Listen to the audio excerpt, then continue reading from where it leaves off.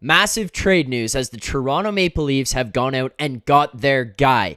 Ryan O'Reilly and Noel Acciari on their way to the Toronto Maple Leafs right now, breaking down the trade, what it does for the team, and a whole lot more.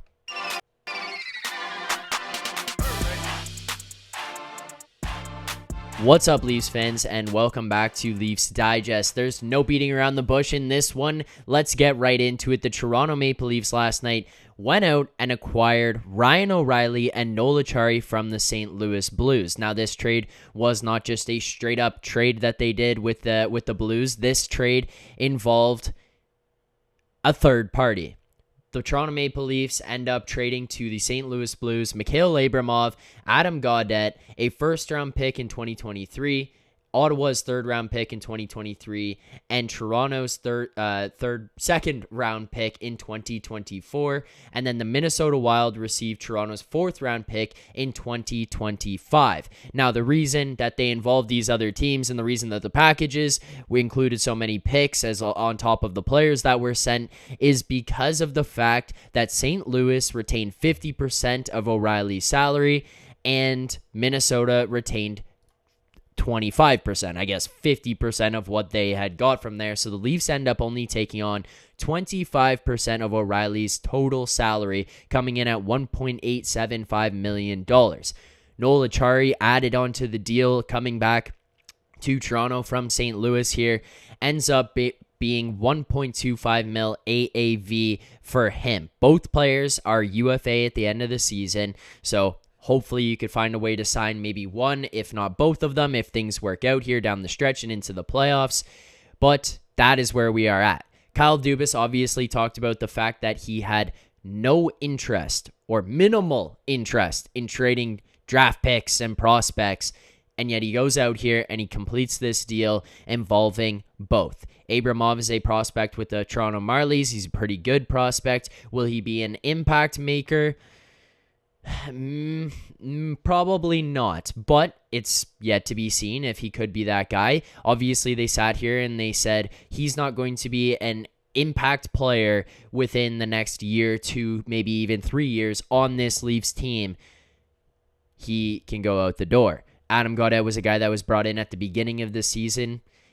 Never really worked out for him here in Toronto. Didn't really get the opportunities that he probably would have liked or take advantage of the opportunities when they arose. So Adam Gaudette goes out the door as well. And then we shed a bunch of picks in this. But the biggest and most important thing is that the salary was retained. 50% retained by St. Louis, 25% retained by Minnesota, coming in at $1.875 on Ryan O'Reilly, means that the Toronto Maple Leafs ahead of this deadline have $4 million remaining in cap space that they can use at the deadline, which is huge because are they going to go and get Timo Meier? I would say probably not. It doesn't completely rule it out, but that being said, they can still go out and get a piece. Maybe it is a Tyler Bertuzzi. Maybe you go out and try to acquire Jacob Chychrun or other deep like Jake McCabe or Connor Murphy or something like that. There will be more pieces added.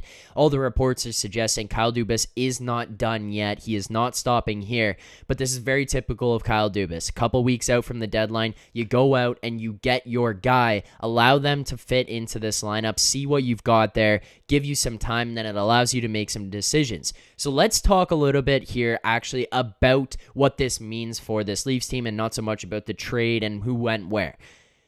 The biggest thing that this means for this Leafs team, and part of the reason why it's important that this was done now, is you have flexibility in this lineup. First and foremost, they're going to try Ryan O'Reilly on the second line left wing alongside John Tavares and Mitch Marner. Can't overlook the fact that Ryan O'Reilly playing in your top six with those guys, you're basically rolling out just monster line after monster line with number 1 and number 2 there. If he works out on the wing, things play out the way that you hope they can if he comes in here and can adapt as a winger and not necessarily as the centerman that he always is. Your top 6, problem solved. So there it is. your bottom six has now automatically got better because you've pushed guys down in the lineup who probably shouldn't have been playing in the top six, or maybe were just hanging on to the top six. You already experimented moving down Yarncroke. You've now pushed down Kerfoot. You push a couple guys out of the lineup with these two new players coming in. So the bottom six automatically gets better here. Noel Acciari hopping into the fourth line. As much as I love Pontus Holmberg, Noel Acciari is a gritty guy. He will be a nuisance, especially come playoffs. This is the type of guy you look at as a playoff performer. He's going to be what Leafs fans kind of dream about when they sit there and say who they want to at the trade deadline. This is what this guy is. He elevates the fourth line a little bit. He's a fourth line center. I mean, you're basically just looking at a guy who's going to check. May fight. Like, he's going to get in people's faces. He's going to bother them. And Ryan O'Reilly isn't going to back down from anyone. So now you've gotten tougher and you've gotten significantly better just even by the process of moving guys out of the lineup or down in the lineup itself. So this team did get better from this immediately. Now, the other part of this that is very interesting, and I think is part of the reason why they wanted to do this now, is because if Ryan O'Reilly doesn't work as the second line left winger, you've now got the three best centermen in the as a roster in the NHL. You're going to put Austin Matthews out there with the line, John Tavares out there, and then Ryan O'Reilly as your third line center if he can't play the wing. You're in a very, very, very good position from a centerman depth, and it starts to not really matter who's going out there because those three guys can match up against anybody in the NHL, especially come playoff time.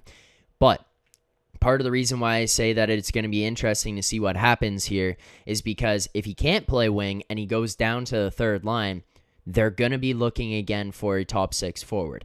And now it might not be the big name guy that we kind of look at, the Timo Meier, but it could be a piece that is just a comfortable piece in that top six. Somebody who's better than Kerfoot, but he's not going to blow Kerfoot out of the water. Maybe the contract is a little bit better, but you're going to find a spot where you could slot somebody into that top six. And now you're going to continue to look at this as crazy depth with Ryan O'Reilly as your third line center. That is an opportunity, and that's part of the reason I believe they went out and made these moves as early as they did. If O'Reilly goes down to the third line center, you end up in a position where you likely would put Acciari on the wing, David Kampf as your fourth line center, and now all of a sudden you're saying, holy smokes, this team is loaded through the middle. It'll be interesting to see how this plays out. I'm looking at both these guys. Ryan O'Reilly, he hasn't had the greatest season for his own personal career. You're looking at him right now. He has had some injuries this season. He's 32 years old. 40 games played so far this year, 12 goals, 7 assists for 19 points.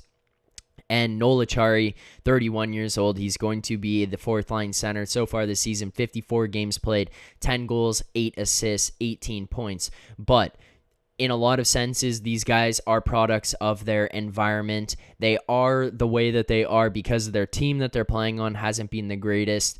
So hopefully we can see a little bit of a resurrection in both these guys coming here in Toronto. Now, that being said, when I say resurrection, it's not like we're going to sit here and feel like Ryan O'Reilly is the Nick Foligno again, where it just comes and it doesn't work, because Ryan O'Reilly right now is a much better player than Nick Foligno was even at the time of that trade. So very, very happy with this acquisition. Let me know in the comments below your thoughts on the trade, how you feel about it. Did the Leafs win this one, lose this one? Did they get fleeced? Was it a fair trade? Let me know your thoughts. How do you think Ryan O'Reilly fits into this lineup?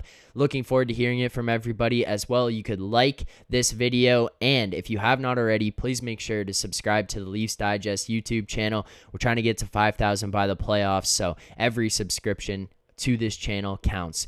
Thank you very much for tuning in here. Looking forward to seeing everyone's thoughts in the comments below. Keep believing.